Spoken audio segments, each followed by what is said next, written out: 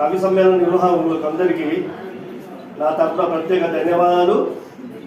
నాకు అవకాశం కల్పించినటువంటి నిర్వాహకులకు కూడా మరొకసారి ధన్యవాదాలు తెలియజేస్తున్నాను. నా పేరు అల్లం మల్లికార్జునరావు, విశ్రాంత ప్రధానోపాధ్యాయులని. నా కవిత శీర్షిక ఉగాది.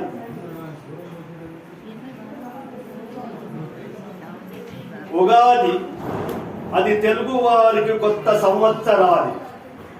ఉగాది అది తెలుగు వారికి కొత్త సంవత్సరాది. ఉగాదికి అర్ధరాత్రి అరుపులు లేవు. ఉగాదికి అర్ధరాత్రి అరుపులు లేవు. ఉగాదికి బాణాసంచ బాంబుల మోతలు లేవు. ఉగాదికి బాణాసంచ బాంబుల మోతలు లేవు. ఉగాది అంటే మద్యం మత్తులో మైమర్చిపోవడం లేదు. ఉగాది అంటే మద్యం మత్తులో మైమర్చిపోవడం లేదు. ఉగాది అంటే కొత్త ఆలోచనకు పురుడు పోసిన రోజు. ఉగాది అంటే కొత్త ఆలోచనకు పురుడు పోసిన రోజు.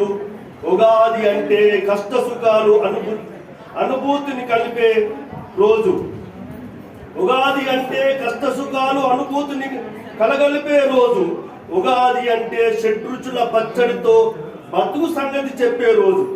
ఉగాది అంటే షడ్రుచుల పచ్చడితో బతుకు సంగతి చెప్పే రోజు. ఉగాది అంటే ప్రపంచ పరిస్థితులు బేరేజు వేసే రోజు. ఉగాది అంటే ప్రపంచ పరిస్థితులు బేరేజు వేసే రోజు.